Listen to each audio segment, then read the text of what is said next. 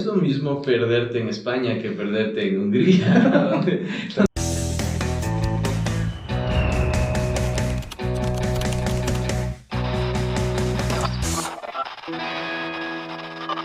Hola amigos, bienvenidos a otro episodio de su podcast Me Fui a Volver. Hoy tenemos un invitado muy especial, Clever Castro. Él tuvo la oportunidad de estudiar en Hungría y actualmente se desempeña como docente en una de las universidades públicas más prestigiosas del Ecuador. Clever, ¿qué tal? ¿Cómo estás, amigo?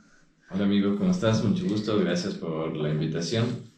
Este podcast se llama Me Fui a Volver, es básicamente para escuchar las experiencias de la gente que tuvo la oportunidad de irse fuera y volver a su país de origen. Cuéntanos, ¿cómo fue que te decidiste a ir a estudiar a Hungría, a un lugar tan lejano como Hungría? Bueno, todo comenzó desde que tuve un interés poco a poco por el inglés. Siempre tuve un interés por las matemáticas.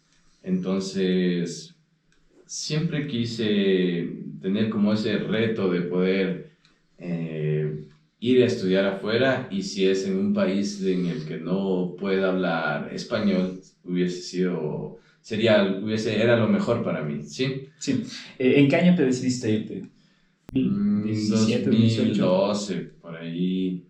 Yo ya sabía que ya tenía planeado O sea, eso. ya tenías la idea. Sí, como desde cuarto semestre, desde tercer semestre, yo ya tenía planeado qué era lo que quería hacer. Ya iba enfocado, ya sabía que tenía que estudiar inglés, tenía que buscar becas, porque quería irme bajo esa modalidad.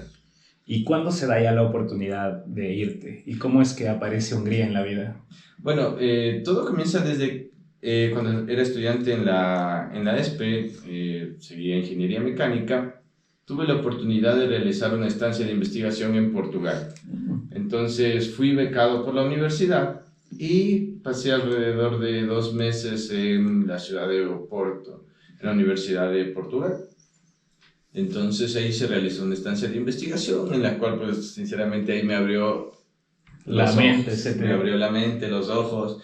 Cuando fui allá me di cuenta que la mayoría de los chicos que rondeaban mi edad hablaban 3 idiomas, por ejemplo. Claro, o sea, es un cambio de paradigma también, ¿no? Porque tú estás muy acostumbrado a la educación en tu país, en donde estás, y luego sales y notas y dices, pero hay un cambio, o sea, hay algo que yo quiero hacer, algo que yo quiero experimentar.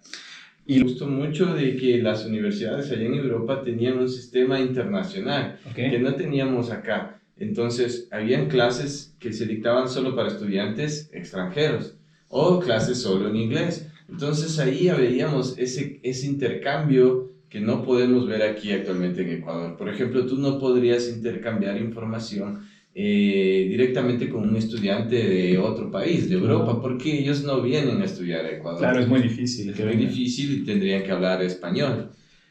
Entonces, claro, y el inglés también es una de las puertas que te abre muchas otras oportunidades. El inglés totalmente te abre muchas puertas laborales y becas y todo eso.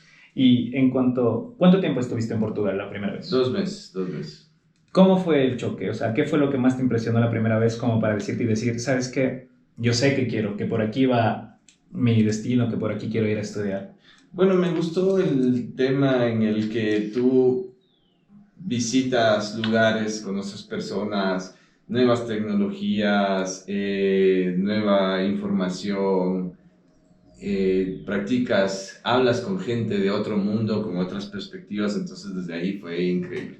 Entonces desde ahí yo dije, no, esto es lo tuyo, de aquí soy. Sí, de aquí dije, tengo que estudiar una maestría, y si es en cualquier parte del mundo que no pueda hablar español sería mucho mejor. Sí, porque, bueno, sabes que yo he conversado con otras personas que han decidido hacer su maestría en España, sobre todo, que es un país donde se habla el mismo idioma que acá, que tenemos nosotros en Latinoamérica. Y yo siento que tal vez la experiencia para ellos no es completo, porque no es un reto 100% adaptarte, y España tiene como tradiciones, como ciertas cosas muy parecidas a nosotros, pero en cambio, en introducirte en una cultura totalmente nueva, totalmente diferente, a mí me parece que es un reto que no cualquiera está dispuesto a hacer, y sobre todo, me parece formidable que tú ya hayas decidido y sabías que querías ir por ahí. Sí, porque por ejemplo, no es lo mismo perderte en España que perderte en Hungría, donde no puedes...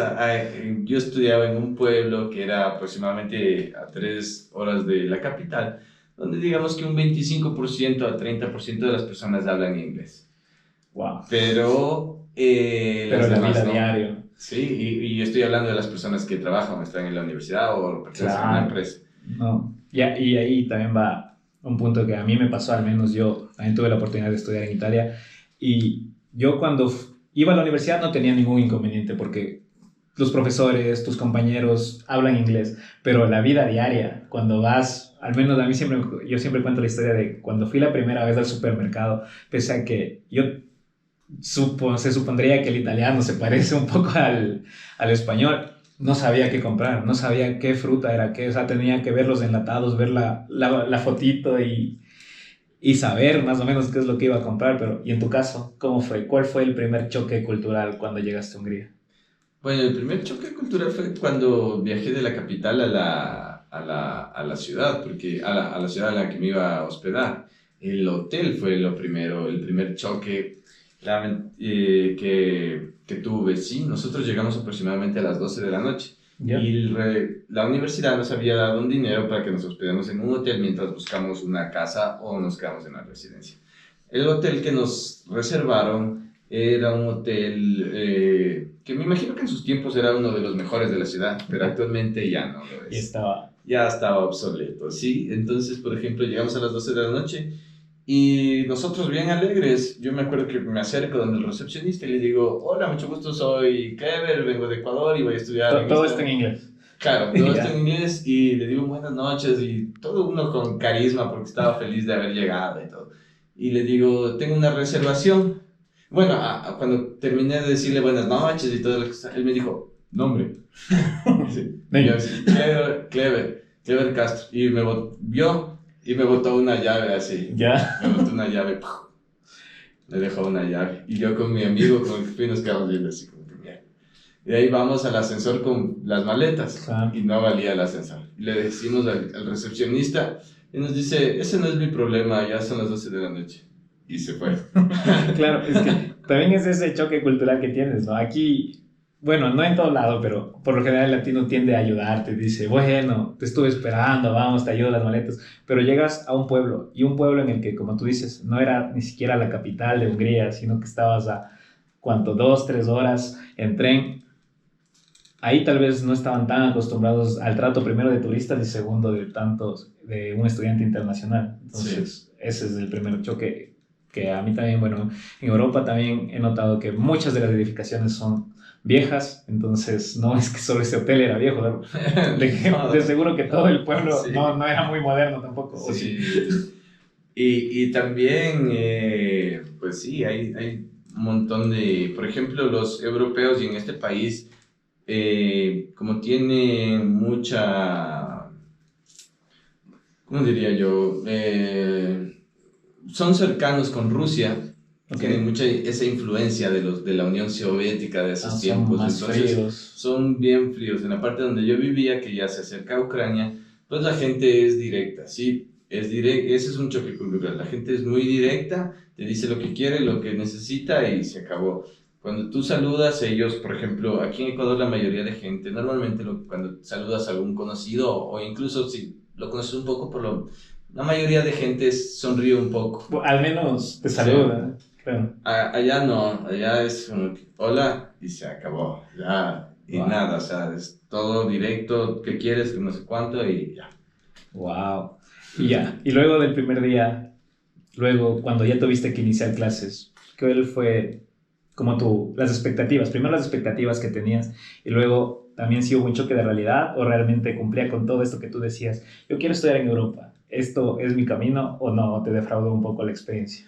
No, yo siempre pasé bien, la verdad. Okay. Yo disfruté todo mi viaje porque yo ya sabía lo que quería, ya había luchado bastante por eso, claro, entonces también. No me iba a ir para atrás simplemente porque otras personas piensan diferente que mí o porque al lugar en donde voy es diferente a mi hogar de casa, ¿sí? Entonces, cuando llegué a la universidad, lo que primero fui es que me perdí. ¿Dónde está mi aula? ¿Dónde Excuse me.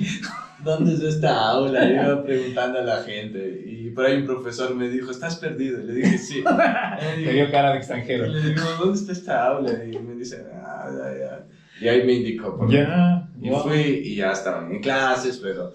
Y lo bueno de que cuando entré a clases me gustó es que nadie hablaba español. Habían estudiantes de África, habían estudiantes de Europa, habían estudiantes de Medio Oriente, de Sudamérica, pero eran brasileños. Sí. ¿Y ecuatorianos había muchos? No, solo yo era el único ecuatoriano en mi aula. Esto, bueno, para aclarar un poco, estabas estudiando también el máster en Ingeniería Mecánica. El máster, sí, en Ingeniería Mecánica, sí. ¿Y latinos, aparte de los brasileños, en tu aula? ¿O? Nada. O sea, por eso me gustó el claro, pues, ahí también hay que notar que tú te atreviste a hacer un máster que por lo general la mayoría no se atreve, porque en sí es difícil, solo la ingeniería mecánica es difícil. Imagínate ahora hacer el máster en otro país, en inglés, y con un sistema educativo que totalmente debe ser diferente al que tú estabas acostumbrado. ¿Cómo era el sistema? ¿Cómo eran las calificaciones? ¿Te sentiste cómodo o sí fue retador para ti en algún momento? Bueno, en realidad lo que sí vi era bastante competencia. Las personas, tenía compañeros de Jordania y específicamente de Jordania, Egipto y de Pakistán. Okay. Ellos eran demasiado competitivos. O sea, si ellos sacaban, vamos a decir que la nota superior era 10, ellos tenían que sacar 10, no había otro.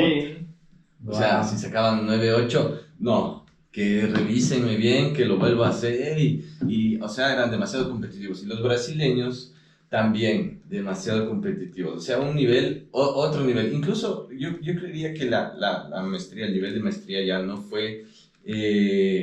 estuvo a nivel de ciertos estudiantes. Porque ellos tenían un nivel superior. O sea, ellos era papaya para ellos. Era demasiado fácil. También lo que me chocó fue cuando comenzamos a realizar trabajos en grupo.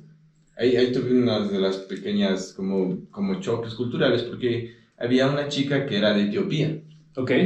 Entonces, en África. Sí, en África. Y justo yo hice un grupo con ellos. Era un chico de Egipto, un chico de Siria, la chica de Etiopía y el latino. ¿Y qué era el proyecto? Disculpa. Era un proyecto de desarrollar un galpón. Era un proyecto de desarrollar un galpón, pero con todos los permisos, normas, qué debes hacer, costos, vigas, materiales, todo. Y la chica de Etiopía, yo no sé qué es un galpón. No, la chica de Etiopía también era bien pilas. Competitiva. Sí, bien competitiva. Pero ahí lo que me encontré es que, por ejemplo, ahí cambia la cultura, ¿no? Por ejemplo, el chico de Siria era un chico que a él no le gustaba que una mujer le diga qué tiene que hacer. Claro, ¿no? También. Sí. Todo el aspecto eso machista cambió un poco. Exactamente. Entonces, digamos que él me decía, él era como el jefe del grupo, porque era el que más hablaba, y tú sabes que la persona que más habla era un líder. Tiende a escogerse como líder. Entonces, ya pues lo escogimos de líder. Y él me comenzó a compartir las ideas que él tenía ahí con el de Egipto, y yo veía que no le compartía nada a la chica de Etiopía.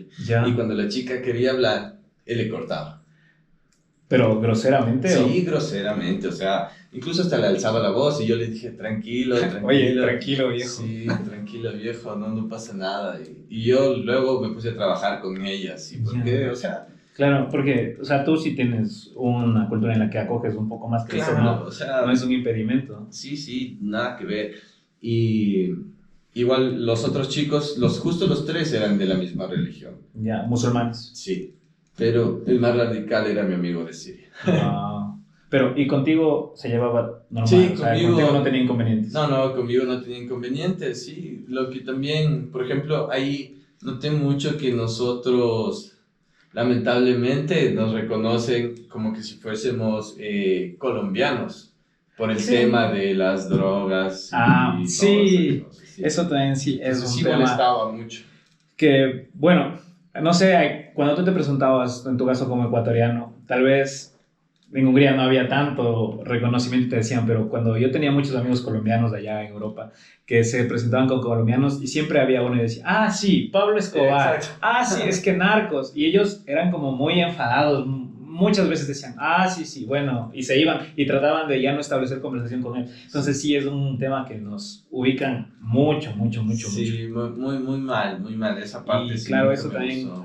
es uno de los objetivos también que tenemos aquí con el podcast, es tratar de exponer esto, que nosotros no somos solo una exportación de drogas, no somos solo una importación de cosas prohibidas, sino que hay gente que expone todo el talento que tenemos allá. Y Sí.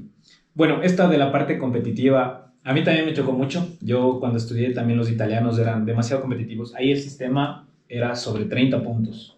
Entonces, todos los italianos querían tener 30 todo el tiempo. En Italia, la calificación final que tú tienes es un examen al final, que es sobre los 30 puntos. Y si lo puedes repetir, creo que son 3 o 4 veces, no me acuerdo bien, pero si ellos sacaban igual 29, 28, ellos seguían repitiendo el examen. Y lo seguían repitiendo, porque todos querían tener 30. Igual, cuando eran trabajos en grupo, así sea un trabajo miniatura en el que tú tenías que hacer algo, no sé, me recuerdo que teníamos que hacer un plan de marketing alguna vez nosotros.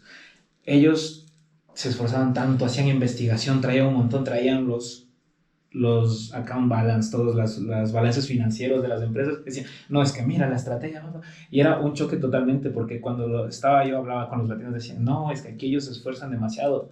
Yo con que saque el 18, que era la nota mínima con la que nosotros pasábamos, decían, yo paso la materia y no vuelvo a repetir el examen. En cambio ellos eran, no, lo repites, lo repites. Ya alguna vez saqué un 28, que creo que fue la nota que más saqué, nunca logré sacar un 30.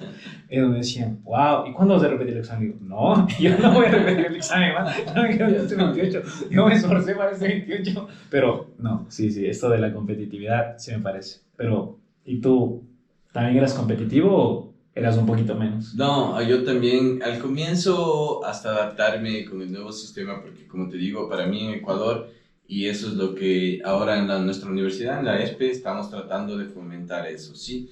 Poco a poco han llegado nuevos profesores que han estudiado en el extranjero y se está implementando un sistema en el que vamos a ir a implementar clases ya en inglés. Claro, y eso también ya te va cambiando el chip y les va cambiando el chip a los chicos luego. Entonces, todo lo que yo viví quisiera compartir un poco con ellos y lo que me hizo falta. Por ejemplo, a mí me hizo falta que me den un poco de clases en inglés, clases técnicas para yo poder entender ciertas cosas. Claro, y saber que la dificultad no va a ser solo en la parte de la materia en sí, sino también en entenderte y darte a entender. Exactamente, no es lo mismo resolver un problema en español en tu idioma natal que nunca haber estudiado y solamente, o sea, haber pasado IELTS o TOEFL y ya meterte en tu carrera y resolver un problema matemático, un problema de análisis financiero o de producción, que ya vienen diferentes tipos de cosas, porque tienes que pensar ya de otra manera, ¿no? Claro, sí, porque incluso es un poquito abrumador, porque yo recuerdo que yo consideraba que cuando yo fui,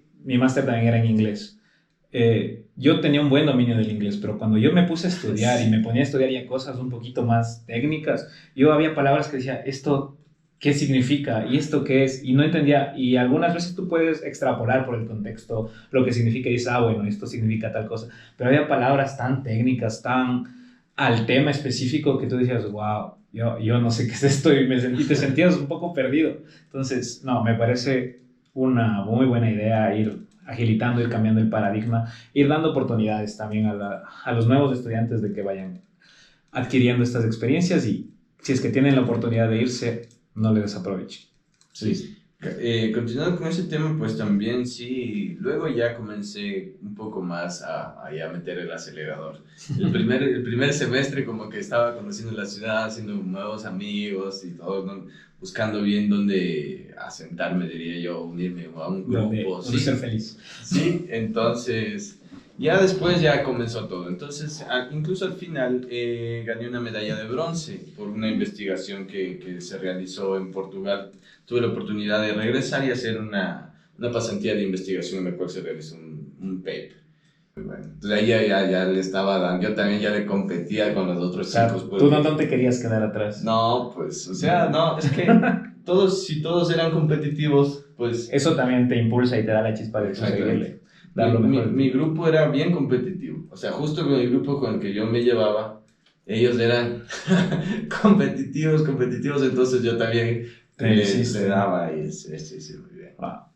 Bueno, eso es en el ámbito académico, o sea, veo que fue una experiencia en la que tú también te esforzaste y quisiste resultar.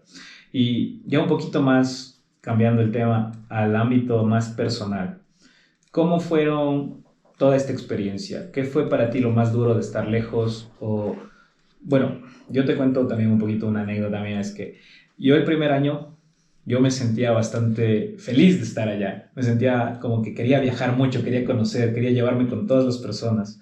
Pero eventualmente cuando se acababa por el fin de semana, por ejemplo, un domingo, que un latino por lo general es muy familiar, al menos en mi caso, que yo paso con mi familia, que voy a comer con ellos, que regreso, que estoy un rato conversando con ellos, estar los domingos solo, porque cada quien estaba ya en su mundo, y los fines de semana se acababa la fiesta el sábado, yo me quedaba solo. Ahí muchas veces me cogía este choque de decir, ¿qué hice? ¿Por qué estoy aquí? ¿Te pasó o fue manejable? Bueno, en mi caso yo alquilé una casa donde ya vivía dos ecuatorianos y una chica que era de Colombia. Ah, ok, o sea, un poquito más familiar. Sí, un poquito más familiar, y luego se fueron los dos ecuatorianos porque ya tenían que regresar. Y ya me quedé como que si fuera mi familia, la chica de Colombia, ¿sí? Okay. Entonces yo siempre procuraba, por lo menos siempre, pasar con ella los fines de semana, y luego llegó otra ecuatoriana, entonces ya nos hicimos... Se van haciendo familia. Como familia, y ese también es un fenómeno muy lindo que a mí me parece, que aunque la gente, yo siempre decía que la gente allá es muy pasajera, porque se van y vienen, pero los que se van quedando son tu familia, porque es con quien tú tienes mayor contacto. Yo también compartía el piso con latinos, especialmente con mexicanos, colombianos, y yo sigo en contacto con ellos y siempre nos felicitamos en sus cumpleaños y tratábamos de cuidarnos o de ver qué nos faltaba, porque tú estás solo. Y alguna vez sí oí el comentario que decía, es que los amigos que tú haces ahí cuando estás solo se vuelven tu familia, y eso es verdad, ¿no? O sea, sí, porque hay momentos... Que he oído que muchos tienen. Claro, no hay momentos en los que tú, por ejemplo...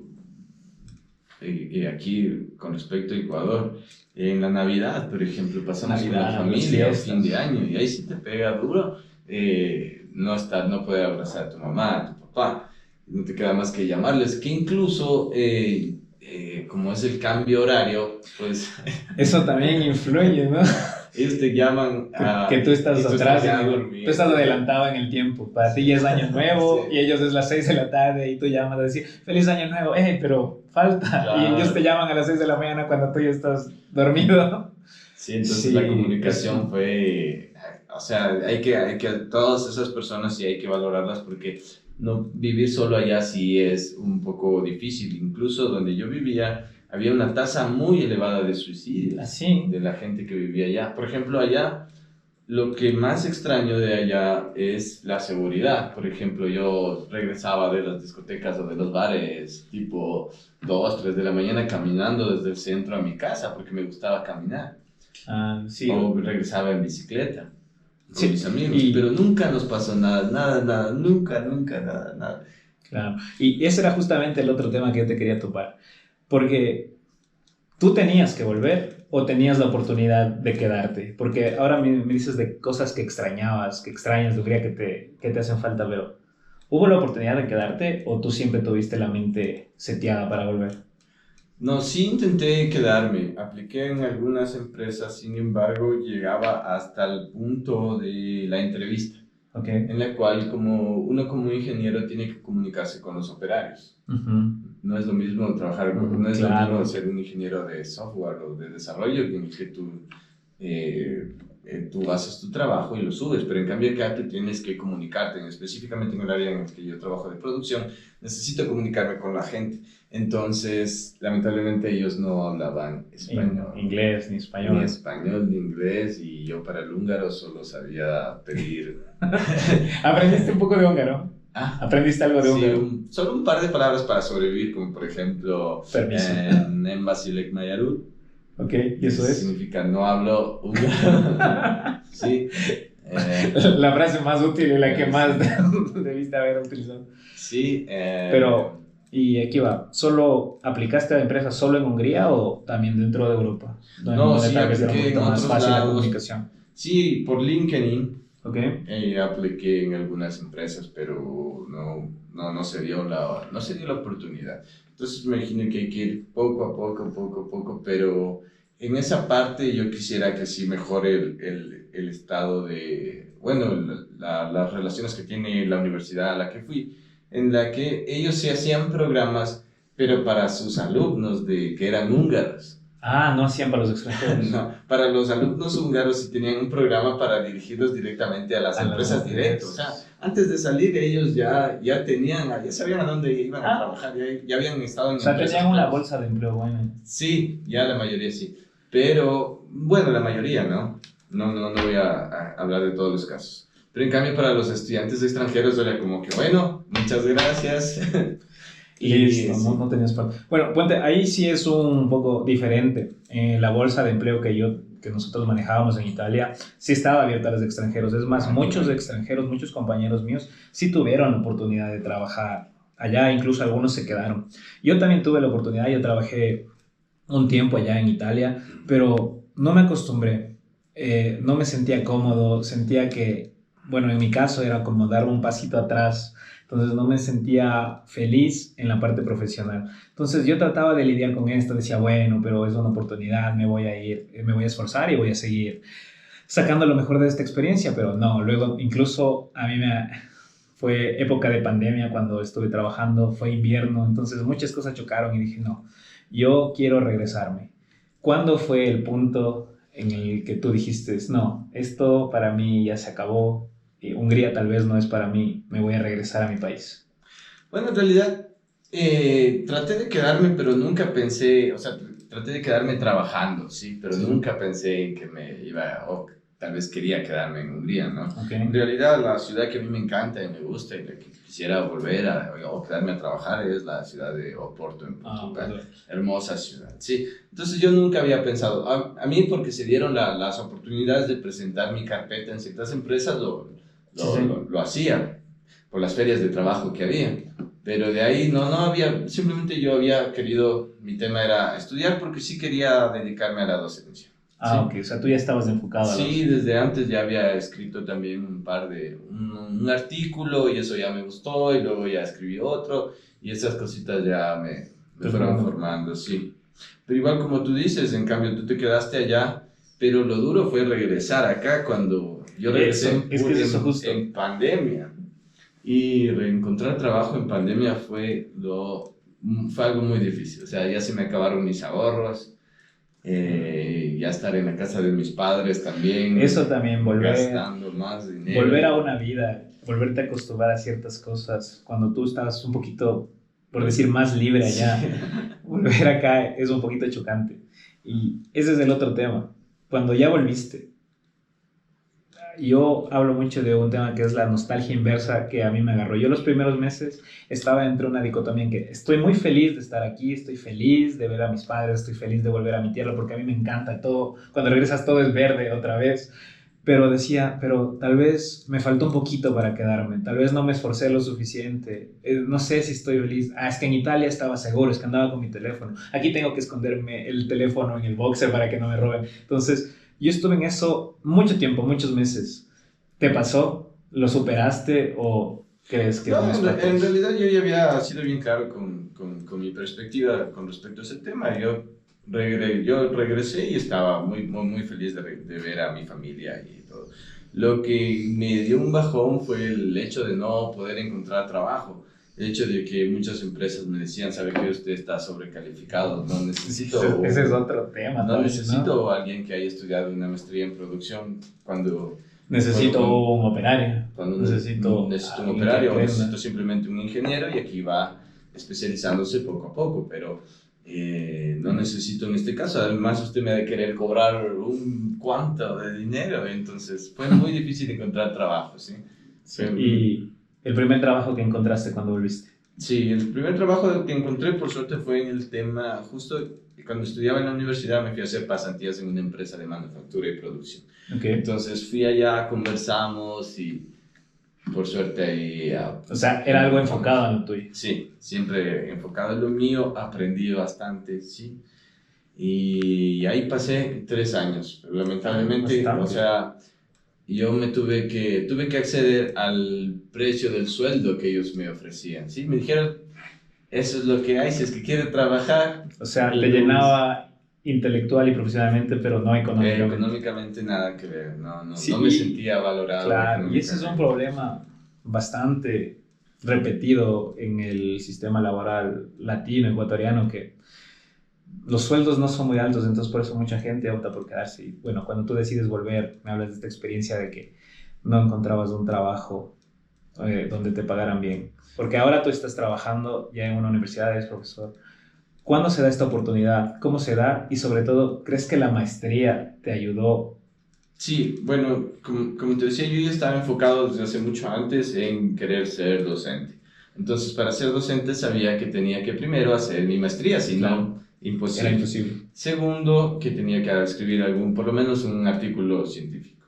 Entonces, yo ya tenía planeado eso. Entonces, yo lo que hice fue tratar de conectarme con mis ex profesores, ¿sí? Okay. Y decirles, ¿sabes qué? Yo estudié en este lado y estoy en esta área, y si es que en algún momento existe alguna posibilidad de entrar, por favor, avísame, o si me falta algún papel o qué curso puedo seguir, serías tan amable de ayudarme. Sí, entonces de esa manera pues me contacté con un profesor muy cercano a ti. Sí, muy cercano, una persona muy respetable y un buen profesional, que entonces yo estuve intentando 2 años casi, porque siempre se habían plazas en la... Siempre querías aplicar, sí, era constante. Sí, normalmente habían algunas plazas y yo aplicaba, pero nunca te salía. Nunca me llamaba. Pero 2 años estuve intentando, o sea, 2 años no es que... No es que te acostumbraste a tu trabajo, sino que seguías intentando. Exacto, yo seguía actualizándome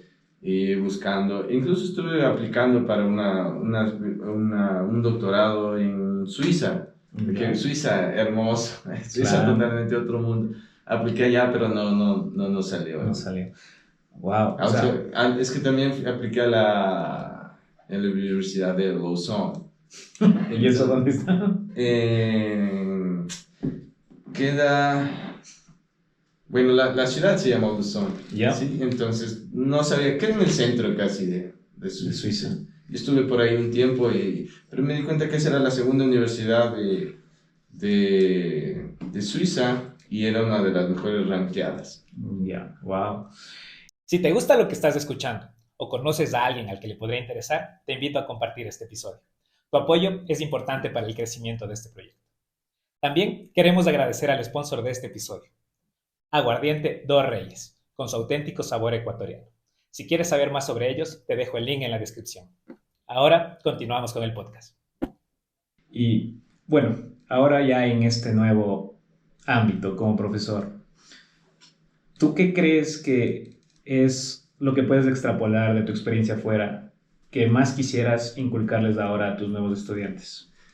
Una es que, y que sí lo estoy haciendo, es que ahora les doy la oportunidad y hago que presenten sus proyectos en inglés. Okay. Los deberes también que me envíen en inglés, y vamos a tratar el último parcial de hacerlo ya directamente en inglés poco a poco.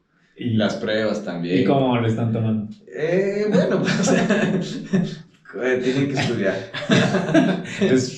Y bueno, y eso también me parece que es un tema de mejora, porque las universidades públicas en el manejo de idiomas es muy mala, al menos en la experiencia que, bueno, Clever y yo estudiamos en la misma universidad, entonces el inglés dentro de la ESPE no era de un buen nivel, pese a que te obligaban a tomarlo antes de completar la carrera, tú ibas a los cursos, pero el nivel no era muy alto. Y ya cuando te topas con los requisitos para ir a estudiar fuera, para ir a vivir fuera, te exige una calificación mínima de cualquier examen, sea el TOEFL, sea el IELTS, y no estamos a ese nivel. Entonces tú tienes que irte preparando aparte, tienes que buscar, y también es un punto de mejora en la universidad. Ojalá se logre Sí, bueno, se debe ir cambiando eso. Yo pienso que con respecto a ese punto, la ESPE nos enseña en el tema de idiomas lo que es gramática. Para gramática estamos perfectos, pero a mí me gustaría como que sí se implemente un tema de más conversación. Eso es lo que para mí es lo único que se debería mejorar con el tema de la conversación, ¿sí?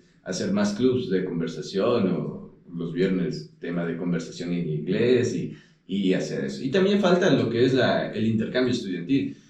Pero no vamos a tener intercambio estudiantil extranjero mientras no tengamos programas de inglés. Mientras que no haya también el incentivo de que alguien quiera venir a decir, es que me voy a Ecuador. Es que a mí me parece aún muy poco probable que alguien diga, voy a Ecuador por algo que no sea más allá de tal vez la experiencia de conocer acá. Pero si tú tienes un incentivo educativo o algo que te llame la atención y digas, nosotros, mira, en Ecuador fabrican esto, hacen esto, son los mejores en cierta carrera, la gente va a venir. Entonces eso va a ir cambiando y va a dar más oportunidades a los propios estudiantes y a nosotros de abrirnos las puertas.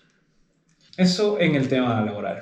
Ahora sí quisiera un poco más conversar también de tu experiencia fuera, cómo sentiste el viajar, el conocer lugares, en lugares que tal vez no pensaste estar. Yo, por ejemplo, soy muy fanático de la Segunda Guerra Mundial. A mí siempre supe que yo quería ir a estudiar a Europa por esto, porque me atraía mucho la historia. Entonces, cuando yo visitaba ciertos lugares, cuando estuve en Auschwitz y yo veía el campo de concentración, decía, wow, yo de niño leía sobre esto y me sorprendía y decía todas las cosas que se hicieron durante el régimen. Nunca pensé estar aquí, literalmente donde pasó la historia, y me sentía feliz de haber concretado un sueño que yo tenía. ¿Cómo fue para ti la experiencia de tal vez conocer lugares? ¿Tal vez tenías lugares específicos de los que querías conocer o toda la experiencia de viajar y conocer gente por allá? Igual que tú, yo la verdad es que viví, mi papá, como era militar, él una vez trajo a la casa un libro sobre la Segunda Guerra Mundial. Oh. Y era con esas imágenes bien crudas. Claro. Y de la guerra. Yo me acuerdo que me leí todito ese libro. Y decía, ¿cómo puede suceder esto? Y ahí uno comienza a pensar en muchas cosas, ¿no? Igual cuando yo visité Auschwitz y yo visité en invierno, o sea, fue fuerte. Igual yo. Y estábamos a 20 grados bajo cero, me acuerdo, 26, 20, 27 si no estoy mal, tendré que recordar. Yo estaba con 3 capas. Estaba con la capa térmica, estaba con un abrigo, con gorro, con bufanda, con todo, y yo sentía frío, y ahí me comentaban, decían, aquí a la gente se le daba una pijama, y estaba programado para que vivan 4 meses, y nos llevaban a las barracas, nos llevaban a donde dormían, y era un frío que yo no sentía nunca en mi vida, y decía, wow, ¿cómo es que ellos pudieron sufrir por tanto? Entonces fue muy impactante, y es una de las cosas, una de las experiencias que yo siempre le cuento a todo el mundo, digo, es increíble vivir eso, es increíble algo que tú no pensaste estar, pasar por ahí. A mí la parte que más me sorprendió es la línea de tren. Cuando tienes la salida a Auschwitz, dentro del tour te llevan a la línea de tren y te hablan del callejón de la muerte, que es literalmente cuando se acabó la guerra, los soldados fueron a liberar a todos los que estaban encerrados dentro del campo de concentración. Y mucha gente murió mientras estaba siendo liberado de lo cansado que estaban. Entonces tú ibas caminando por ese camino y decías, wow, ¿cómo es que pasó esto aquí? Qué abrumador. Entonces esa es una experiencia que a mí me llena mucho por estar ahí, pese a que todo lo triste que estaba. Entonces todavía tienes una experiencia así. Sí, pero bueno, también experiencias buenas, como por ejemplo, igual con respecto al tema de la Segunda Guerra Mundial, cuando visité Berlín, hermoso, okay. hermoso, o sea, cuando tú llegas al Palacio de Gobierno, no me acuerdo el nombre, del Reichstag. Bueno, hay sí alguien que habla alemán que nos corrige. Sí, no me acuerdo bien. Tú puedes ver las perforaciones de las balas, de los cañones en las columnas. Entonces, y me contaron que, bueno, tú sabes que puedo ser que estoy jugando el teléfono descompuesto, pero me dijeron que eso, por una ley, prohibieron que las tapen. Que las tapen. Sí. Es que también es bueno saber recordar esas cosas, o sea, para que no se vuelva a repetir. Exactamente. Incluso en propio Auschwitz está un cartel, un memorial que dice: el que no conoce su historia está condenado a repetirla. Entonces para mí es muy bueno que estas cosas no se tapen. Incluso los alemanes nunca niegan su historia, simplemente saben que lo hicieron mal y tratan de enmendarlo y se han superado. Entonces a mí también me parece eso un mensaje que podemos extrapolar de todo esto. Sí, y o sea, totalmente Alemania es otro mundo. A mí sí me encantó, pero o sea, solamente pasé ahí 2 semanas, entonces no podría decir que me hubiese gustado quedarme a vivir ahí. Sin embargo, allá vi todo lo que es, o sea, de Ecuador a Berlín o de Quito a Berlín es totalmente otro mundo, ¿sí? Por ejemplo, también en uno de los choques culturales fuertes que se tiene es que en Alemania una amiga me llevó a un parque gigante. Okay. Y era con lagos, era un lago gigante. Entonces ese lago estaba dividido como en secciones. Cuando me dice, mi amiga me dice, vamos para acá. Y me lleva y había en el lago la primera sección como de personas, todos tranquilos, con ropa, se metían al lago, salían, jugaban, niños. Yeah. Luego ya vamos avanzando más, ya la gente se iba quitando la ropa. Entonces, pero es que ahí también es muy normal ser liberal. Normalmente el nudismo es allá totalmente normal y aceptado. Entonces, bueno, y a mí eso también me parece bien, ¿sabes? Porque aquí me parece que somos demasiado recatados, como que, ay no, esto no voy a hacer porque está mal visto, ¿no? En cambio, allá es como que más libre todo, a ellos no les importa tu vida mientras no te interpongas en la de ellos, entonces sí, nadie te tiene que estar juzgando, viéndote.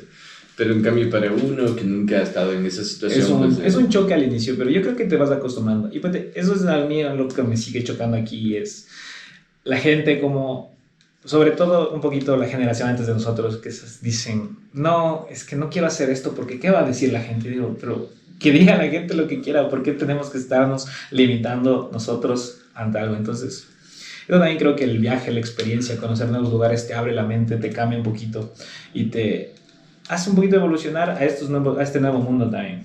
Entonces, ¿tú sientes que eres el mismo que se fue o no? No, totalmente. Sí, he cambiado en muchísimas cosas y creo que cada día voy cambiando más y quisiera cambiar. Nunca, o sea... ¿No quieres dejar de evolucionar? No. Sí, yo creo que igual por eso uno siempre tiene que estar leyendo, actualizándose para cambiar su punto de vista. Uno no puede morir simplemente con un punto de vista sin antes experimentar o analizar otros puntos de vista. Sí, exacto. Claro. Seguir teniendo experiencias y estas oportunidades, si es que las tienen, yo pienso que hay que aprovecharlas. Yo sé que a veces da mucho miedo, pero son cosas que te cambian la vida, que te hacen mejorar como persona y sobre todo te hacen evolucionar. Sí, y eso también viene de parte de, por ejemplo, yo también comencé con esos temas de aplicar a estas becas y todo, porque mis profesores en esos tiempos, ellos habían aplicado. Decía, mira, y eso también, ¿no? El ejemplo de esas personas, sí, incluso la persona que ahora es, yo diría que es mi jefe de área, es la persona que me motivó a irte. irme. Y es que eso, ¿no? Ellos te guían con el ejemplo y te dicen, si él pudo, ¿por qué yo no puedo? Y eso también es un limitante que yo he oído mucho, sobre todo aquí en este ámbito, en el laboral últimamente, que cuando hay un problema siempre quieren llamar a un extranjero y dicen, no, es que venga el extranjero porque ellos saben, pero yo ya estudiando allá, ya estando allá, tú te das cuenta de que tú no eres menos que ellos, que ellos no tienen más conocimiento que tú, simplemente tal vez tienen un poquito más de oportunidades, tal vez el sistema de ellos les ayuda más, pero nosotros somos igual de capaces y también debemos quitarnos ese mindset que tenemos de que no, solo lo de afuera es lo que vale, nosotros también podemos, y eso también los que vuelven, los que quieren volver y los que quieren educar a las siguientes generaciones como tú, me parece de resaltar mucho que quieran enseñarles esto. Sí, entonces en eso estamos. Sí, y ojalá puedan, porque ¿qué tan reacios son los alumnos a verlos, a decirles, mira, hay esto, mira, si él pudo, mira, aquí tienes alguien que volvió? No, sí, yo siempre trato de inculcarles esos temas, de que busquen becas, en específico que no traten de gastar dinero en educación, porque hay bastantes sistemas de becas. Eso también, ¿no? Mucha gente se encierra, o por ahí escuchas de que, no tengo dinero para hacerlo. Yo me fui sin un centavo, o sea. No, y ese también es un tema. Yo siempre supe que yo no quería pagar por irme. Exacto. Y yo también decía, no, es que va a ser muy difícil, es que me toca ahorrar. Yo digo a muchas personas, es que voy a ahorrar porque quiero hacer la maestría afuera. Cuando te das cuenta que hay un montón de oportunidades para aplicar, pero hay que buscarlas. Y sobre todo, más que buscarlas, hay que estar preparado cuando aparezcan, porque no está bien que, mira, ahí está beca, pero te la van a dar así tan fácil. O sea, sí que hay muchas cuando estás preparado, pero si no estás, entonces hay que irla buscando, hay que moverte y hay que seguir. Sí, exactamente. Entonces, para eso, si es que alguien ya está interesado en eso desde ahora, ya ir viendo qué le gusta, cómo se ve en el futuro, si el país en el que va a escoger tiene otro idioma, ya ir practicando y viendo incluso en qué podría trabajar después para que no le dé ese choque Sí. o diga desperdicié 2 años de maestría. No, yo sabía que maestría la hice porque quería ser docente. Sí, pero bueno, yo creo que a la final, aun cuando tal vez educativamente no te sientes totalmente satisfecho, la experiencia va a ser buena. No, la experiencia es lo Bueno, mejor. eso sí, no, yo no me arrepiento. Tal vez en la parte educativa, si bien yo asimilé muchas cosas que yo no sabía, a veces yo bromeo y le digo, yo hubiera podido aprender esto en internet, pero no es así. Pero en cambio la experiencia de estar allá es lo que a mí me motiva. Yo en las últimas entrevistas de trabajo que tuve, antes de obtener el trabajo que tengo actualmente, yo conversaba mucho con esto y ninguna de mis entrevistas de trabajo se enfocó nunca en mis conocimientos, se enfocaban en, no sé, en otras habilidades, en la soft skill que habla la gente. Decía, sí, ¿cómo te desenvolverías en esto? Y yo les contaba, les decía, sí, es que yo he visto en Alemania, es que yo he visto en tal parte. Y ellos como que decían, en serio, cuéntame más. Entonces, también es ir creciendo en la parte no tan enfocada a la educación, pero también en la parte interpersonal. Entonces, yo creo que eso también te ayuda y no creo que te llegas a arrepentir. Claro, experiencia. Ya no ves el mundo de la misma manera que cuando te fuiste. De igual manera ya haces bastantes contactos. Yo también hice algún contacto con algún compañero. Llegué a conocer yo asistía bastante a estos temas de los bailes de salsa allá en Hungría. Sí, porque, pregunta, ¿aprendiste a bailar salsa allá o ya sabías? Allá, claro. Porque es el latino que va a aprender salsa en Hungría. Allá yo aprendí, bueno. Por una, y también sabes por qué era un reto más, ese era un reto más que yo me había puesto. Yeah. Porque verás, cuando yo iba a bailar salsa, las clases eran totalmente en húngaro. O sea, no es que te van a enseñar salsa en español. Entonces, ¿y cómo se dice el 8 en húngaro? No me acuerdo. No, hagamos un 8. No me acuerdo, pero los pasos los decían en español. Por ejemplo, vuelta, decían, era vuelta. Claro, no, es que la salsa es nuestra. Sí. Para ellos como vacilar era como que en cambio era darle la vuelta vacilar. Sí, vacilar era darle la vuelta a la chica, así alrededor. Y le besabas a la húngara. No, y una vez me preguntó un profe, me dice, ¿nos puedes decir qué significa vacilar? Y yo le dije, en mi país tú, ven acá. Me voy a gustar. Acércate. Tú, ven acá. Le dije, en mi país significa que le vas a dar un beso, pero sin compromiso. O sea, ya. Y nos dijeron, a ver. Sí, y todos se quedaron así. Bueno, quedémonos con el tema de que es una vuelta. Es una vuelta. Sí. Entonces ahí fue un reto porque en realidad los que hablaban inglés ahí eran muy poquitos. Y casi todas las personas ya eran de unos 35 años para arriba. Grandes. Sí. No es que encontrabas a unos chicos de 20, de 28, 25, no. A muy pocos, sí. Pero ese fue un reto, sí. Comencé a conversar y a hacerme amigo de gente de la ciudad propia. Claro, y ahí me llevaban a ya conocías más, sí, ya te introducías más. Me llevaban a pasear, sí. Pero es muy difícil entrar en el círculo de los húngaros, porque, o sea, no es fácil, ¿no? Sí, justamente. ¿Tienes amigos húngaros? Sí, pero sí tengo amigos que todavía converso con uno o dos ya de vez en cuando, pero sí. Sí, porque también a mí me parece ese es un tema que por lo general no se topa. Porque, bueno, tú te fuiste más o menos a los 25, 26 años para... No, yo me fui a los 27. Creo. 27 años.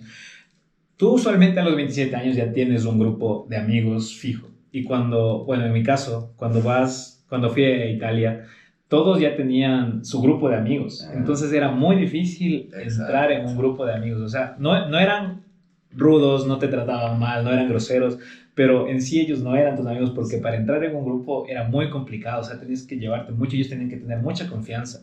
Entonces, o sea, te hacía muy complicado y a la final yo terminaba llevándome, como tú dices, con los extranjeros más que con la gente en sí de Italia. Entonces, sí, pero pasaba mucho también allá. Lo bueno que tuve fue que encontré a un compañero, Rubén, que él ya vivía allá. Antes de que yo llegue, yo me contacté con él porque él me ayudó a conseguir el cuarto. Entonces, pero Rubén era bien fiestero, o bueno, no sé si será bien fiestero, pero él pasaba de fiesta de lunes a domingo. O sea... Pero es que hay gente que también va a eso, ¿no? Sí, no, yo tenía un amigo mexicano que él no fue a hacer el máster, él fue de intercambio. Entonces, él pasó los 6 meses que pasó allá, literalmente de fiesta todos los días. Y yo siempre le jodía y le decía, marica, tú pagaste el piso, tu departamento para no vivir ahí porque nunca pasas ahí, porque no iba nada, nunca, solo iba a dormir unas 2-3 horas y pasaba de fiesta todo el tiempo. Y esa es otra perspectiva, ¿no? Hay gente que va literalmente de fiesta porque en Europa está la fiesta también. Sí, o sea, no es solo acá, estudio, no es solo oportunidades. Acá los días en que más se farreaba eran sábados y domingos. O sea, domingos encontrabas gente bailando, fumando, corriendo, así. En la calle, viernes, martes, jueves. O sea, y cuando yo conocí a Rubén, él ya, por suerte, él ya tenía un grupo de amigos que se había hecho. Amigos de todo el mundo. ¿Qué tiempo antes llegó él? 1 año antes. Okay. Pero él es de esas personas como que muy cálidas que te haces amigo rápido. Y él tenía una facilidad del habla así. Entonces, él ya tenía una novia y él ya se casó y tiene 2 hijos allá. Se casó con una húngara. ¿Se casó con una húngara? Sí, ya se quedó viviendo allá. Entonces él, como te digo, ya tenía ese grupo de amigos. Se te hizo un poquito más fácil. Y él como que me agregó. Me dijo, ay, qué bueno. Te ingreso. Entonces, al momento que él me ingresa, pues ahí estuvo mucho mejor la cosa. Ya comenzamos a salir. Sin embargo, luego de un tiempo no me sentí tan bien.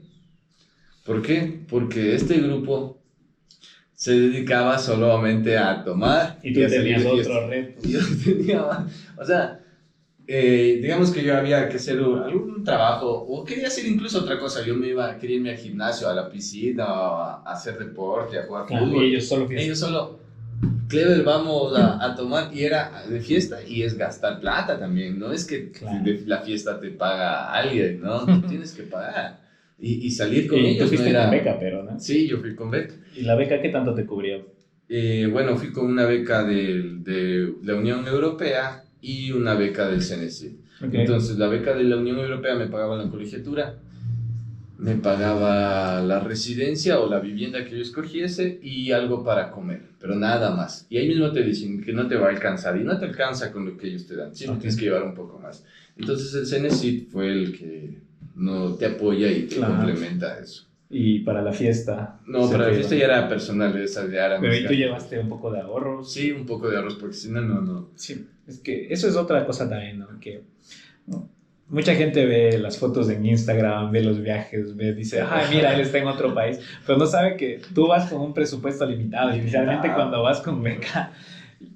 Yo, ahora que estoy de vuelta a mi país, que la comida me parece tan barata, yo no comía afuera ya casi nunca, o sea, solo que sea una ocasión muy especial, el cumpleaños de alguien, yo iba literalmente a comer fuera, si no, prefería cocinar en mi casa. Y a veces yo hablo con mi mami y me dice, ¿por qué comes tanto fuera? Digo, aquí cuesta $2. Yo pasé años sin comer nada lindo allá. Entonces, es diferente también. Ya cuando lo vas viviendo también te cambia el aspecto económico. Sí, porque por ejemplo, yo comencé a dejar de salir con ellos porque, o sea, estuvo chévere las 2 primeras semanas, ¿no? Porque conocí gente, conocí chicas, amigos, visité lugares, o sea, restaurantes y todo, pero no podía yo permitirme esa vida. Entonces ahí ya paré. Ya solo salía una vez por semana. Sí, porque no, bueno, y también hay que mantener, no cerrarte por completo, no salir, sino también es una parte importante del ser humano, la parte social que puedas compartir y adquirir la experiencia. Pero, o sea, dejé de salir con ellos, pero a la par comencé a buscar otros amigos que hagan otras actividades, como por ejemplo... Como tener más círculos. Irnos al fútbol, irnos a la natación, irnos a correr, lo de la salsa también. Entonces ahí ya traté de hacer de todo ahí, aprovechar ese tiempo. Y me hablabas de este amigo, Rubén, ¿no? Que se casó con una húngara. En otro tema que cuando tú estás lejos también suele afectarte dependiendo de cómo eres tú como persona, es el tema de pareja, el tema sentimental. ¿Tú cómo lo viviste allá? ¿Cómo es la experiencia en Hungría? ¿Es más difícil? ¿Lo viste complicado? Igual te comento un poco por aquí. En Italia, si bien las italianas, tú dices, son de mente abierta y todos piensan, se va el latino, va a estar con europeas por aquí por allá. No es así, ¿no? Porque al menos las italianas tienen novios desde muy pequeñas y por lo general se casan con el novio de allá. Entonces, ¿cómo era la cultura en Hungría? ¿Podías salir mucho? ¿Tuviste tal vez alguna historia romántica en ese sentido o no? Bueno, en Hungría, en ese tema hay que partir desde el punto de que los ciudadanos tienen el apellido materno. Hay que comenzar desde ese punto. Entonces la mujer tiene bastante poder allá. Entonces allá el apellido materno es el que se le pone a... Ellas eligen. Ellas eligen, digamos, si es que quieren conocerte, ellas mismas son las que eligen y te buscan. Normalmente pasaba así en algunos bares, en algunas discotecas pasaba así, que si una chica está interesada, ella es la que te elige. Además, en donde vivía había más mujeres que hombres. Entonces, ese era más o menos el tema. Y sí, también sí tuve la oportunidad de salir con algunas chicas de Hungría. Y totalmente también es otro mundo. Otro mundo, salir con o sea, tuve unas 3 experiencias buenas. Y o sea, se saca de todo, ¿no? ¿Qué fue lo que más te chocó? Bueno, o sea, hablando de una vez que yo estaba haciendo deporte, conocí a una chica en un parque de la universidad. Ok. Y la chica me comenzó me dijo algo, pero yo me lo habló en húngaro. Okay. Y yo no hablo húngaro. ¿Cómo era la frase? Sí, entonces le dije eso y la chica me dice, y yo saco mi teléfono y le comienzo, yo comencé a hablarle ahí en inglés y ella no sabía inglés. Entonces la única forma en que ella y yo conversábamos era a través del teléfono. Sí, a mi traductor de Google. Bueno, y ahí comenzamos a conversar, nos intercambiamos números y comenzamos a salir. Y salíamos, pero luego, o sea, ¿cómo decirte? Ni siquiera podíamos pelear. Porque... para las mujeres debe ser un factor importante poder pelear. Tienen que pelear siempre. Es un punto... Se perdía la llama de la relación. No, tenían que pelear. Entonces no podíamos ni pelear. No. Pero ella sí quería como tener algo más serio, sí me lo decía, hasta me lo dibujaba, así. Te dibujaba casándose los dos en el altar. Sí, o quédate, pero yo ya le dije, luego ya tuvimos que terminar por esa razón, porque no me iba a quedar yo. No había ni cómo pelear, o sea, estábamos totalmente... No, la comunicación es muy importante. Sí. Y debe ser muy complicado, ¿no? Si no hablan al menos un idioma en común. Muy complicado, muy solo... Con señas. Sí. Lo obvio. Sí, fue muy complicado. Igual estuvimos un par de meses, unos 3 meses por ahí, no fue mucho. Bueno, y luego nos seguíamos frecuentemente, o sea, estuvimos 3 meses y luego dejamos de vernos, pero siempre nos escribíamos y ahí ya hablábamos, sí. De la final no se concretó nunca. No, yo ya le fui sincero y le dije que no. Que yo me quiero ir a Ecuador. Yo te llevo a Ecuador, nunca le pudiste proponer, yo te llevo a Ecuador. Vamos a que conozcas, yo soy hacendado allá. No, yo le dije, no le prometí nada. Ahí quedó la cosa, sí. Bueno, sí. Listo, amigo. Pues yo creo que hemos cubierto la mayoría de temas que tenía. Se nota que eres un hombre de retos y sigues teniendo muchos más. ¿Le aconsejarías a alguien más esta experiencia? ¿Le dirías que tienen que vivir esta experiencia o... ¿Qué harías diferente? O sea, son las dos preguntas. ¿Le aconsejarías a alguien más y qué harías diferente con tu experiencia? Bueno, yo sí les aconsejaría, incluso ahora se han abierto nuevos programas bajo el estipendio Hungaricum, que es este sistema que te ofrece las becas, en el cual tú puedes ir a estudiar en la capital o en diferentes universidades, ¿sí? Y son muy... No es difícil aplicar y tampoco o sea, no te conlleva mucho tiempo, ¿sí? Entonces yo diría que es una de las becas más accesibles que uno puede aplicar. Y para los que les gusten los retos y que quieran ir a una ciudad donde no conocen nadie, donde tienen que... váyanse a ese pueblo. Váyanse a Debrecen, sí. Y, por ejemplo, una de las cosas más interesantes que me pasó también es perderse. Porque una vez yo fui de la capital, fui a mi ciudad, la ciudad en la que vivía, y eran como las 11 de la noche. Y me pasé mi estación.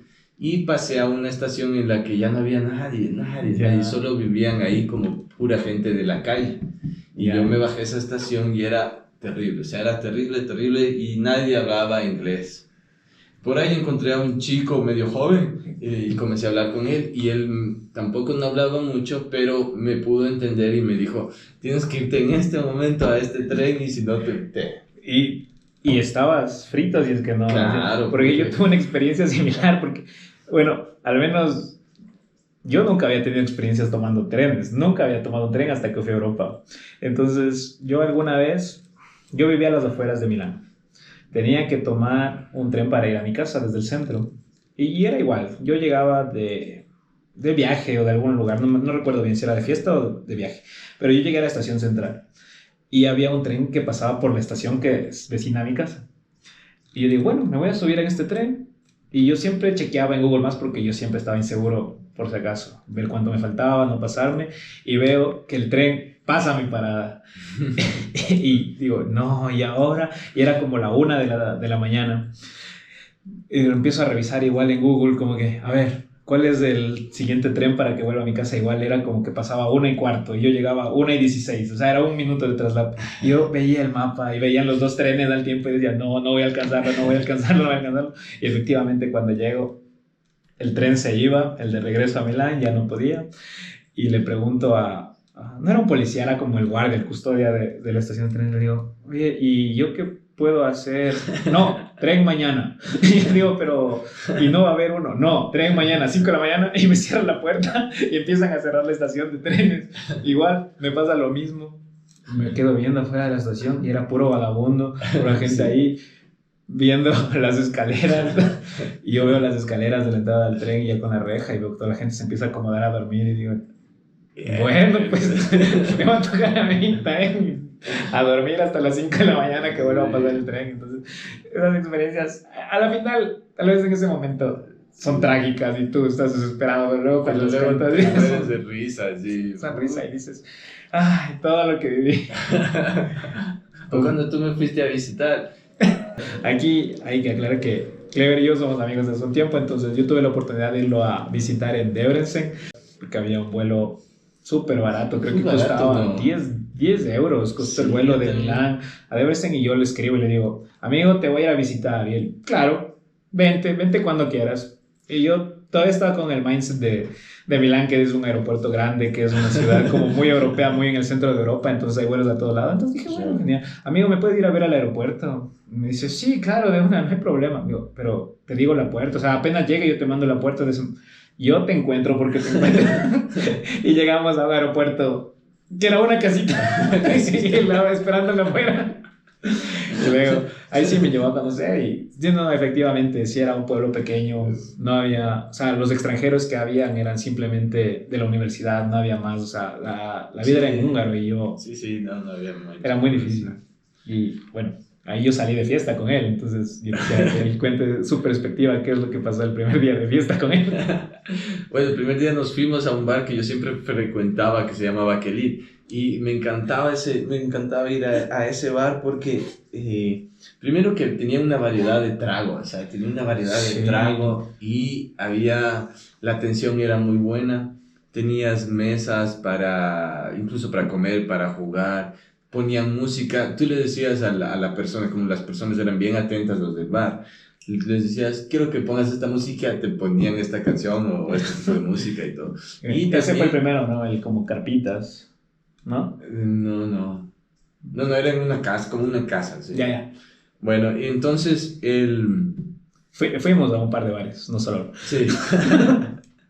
Entonces también ahí lo que me gustaba era que había todos los estudiantes internacionales se juntaban ahí. Entonces tú escuchabas a todo el mundo que hablaba en inglés. Sí. En otros bares todo el mundo hablaba, pero como en húngaro, y no te encontrabas como gente de tu universidad. En cambio aquí te encontrabas con gente de tu universidad, pero gente de Egipto, de Brasil, de Estados Unidos, y te hacías amigos porque eran de diferentes facultades, y eran uno de los mejores lugares. Para mí, ¿no? Era bueno. Sí. Y aquí el hombre estaba en su ciudad ya conocida, todo feliz, y se emborracha. Pero se emborracha hasta el punto de perder la conciencia. Y me deja a mí, yo ya no tenía batería en el teléfono, y se queda dormido en el bar. No tenía conciencia, yo trataba de despertar. Amigo, despiértate. Nada, le digo, ¿y ahora qué hacemos? Y justo a esa par, unos, no sé de dónde eran, a mí me parecían árabes, se pelean dentro del bar y nos mandan expulsando a todos. A todos. Dicen, ya, ustedes váyanse de aquí. O sea, nos parecíamos árabes también, nos mandan acá, nos dicen, era invierno, me parece que era noviembre. Sí, era invierno, nos mandan a la calle y eran como 2, 3 de la mañana. Y nos dicen, ya, váyanse de aquí. Y todos siguen peleándose afuera y se van. Se dispersan cada uno. Y yo me quedo ahí sentado con él. Él todavía en calidad de inconsciente sentado en la acera. Y digo, ¿y ahora qué hago? No sé ni siquiera dónde es su casa porque nunca me dejó ni siquiera guardar la ubicación de la casa. Porque según él me iba a cuidar todo el tiempo. Y me quedo y nos quedamos sentados y dije, pues nada, si ya dormimos con los vagabundos, vamos a dormir en el medio de Hungría.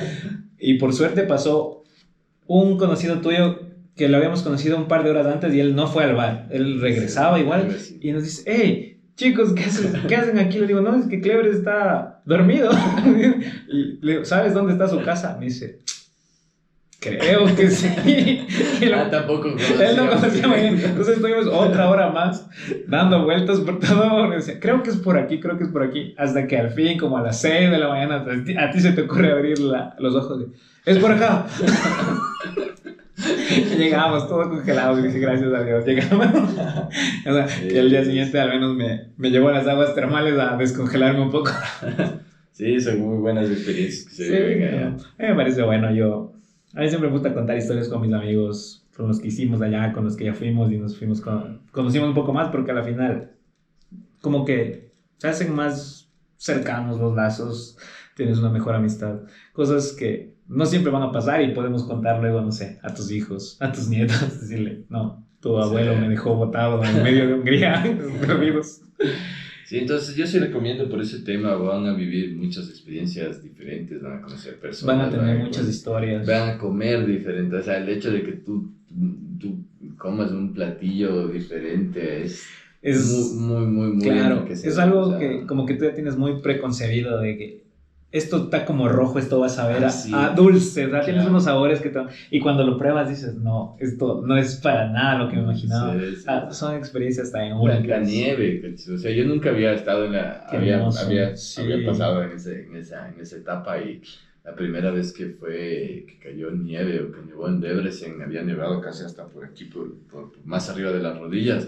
Yo estaba totalmente feliz, claro. Feliz.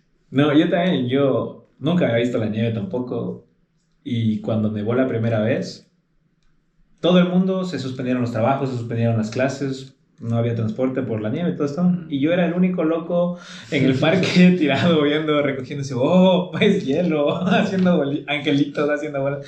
Entonces es algo que me llena mucho haber conocido experiencias nuevas. La nieve allá es algo que yo no pensé que era así de fría. Sí, muy bien, yo sí recomiendo eso. Hemos escuchado mucho tu historia, tus planes, se ve que eres un hombre de retos. ¿Qué retos más tienes? Por el momento mis retos son, bueno, en el ámbito personal, tratar de mejorar como esposo y ahora como padre, y sacar Sí, fuiste padre recientemente también. Sí, mejorar bastante, enfocarme bastante en mi familia. O sea, amo mucho a mi esposa y a mi hijo y me encanta siempre pasar con ellos. Quiero encontrar más tiempo. Lamentablemente no tengo mucho tiempo para pasar con ellos, pero esos son unos de mis proyectos y en el ámbito profesional, pues tratar de mejorar la educación en la universidad y dar un poco de lo que tal vez yo hubiese querido que recibir cuando era estudiante. Cambiar ciertas cosas también y ir mejorando porque todos tenemos muchas cosas que mejorar. Y si volvieras a conversar con la persona antes de irte, ándate. ¿qué es el consejo que le darías? Ándate, sin pensar, sin tanto plata, claro. No te chumes tan rápido. No, visita más lugares. Me faltó visitar Rusia. Eso me arrepiento a veces por quedarme por ahí en la misma ciudad, haber salido. A veces gastaba lo que hubieras gastado en un viaje. Sí, porque los viajes son bien baratos. Esa es la ventaja también de Europa, que hay viajes baratos y eso también te ayuda a crecer, conocer lugares, porque el tiempo también pasa muy rápido. Porque tú, no sé si a ti te pasó, yo cuando estaba a punto de irme decía 2 años, 2 años es una eternidad. Sí. Y luego cuando regresé yo me quedé más tiempo, regresé como a los 3 años y un poco más y fue como que pasó tan rápido. Entonces aprovechen el tiempo, si tienen esta oportunidad, como dice Clever, no duden en tomarla. Y eso, amigo, ¿alguna reflexión final para despedirnos del programa, este episodio? Estudien inglés. Estudien en inglés y Excel. Muchas gracias. Excel. Estudien en inglés y Excel. Bueno, muchas gracias. Aquí voy a dejar las redes aquí abajo y muchas gracias por atender a este nuevo episodio del podcast. Los esperamos en el próximo episodio. Muchas gracias. Hasta la próxima. Hasta la próxima. Adiós, amigo. Adiós, loco. Cortemos todo, vayamos a perder.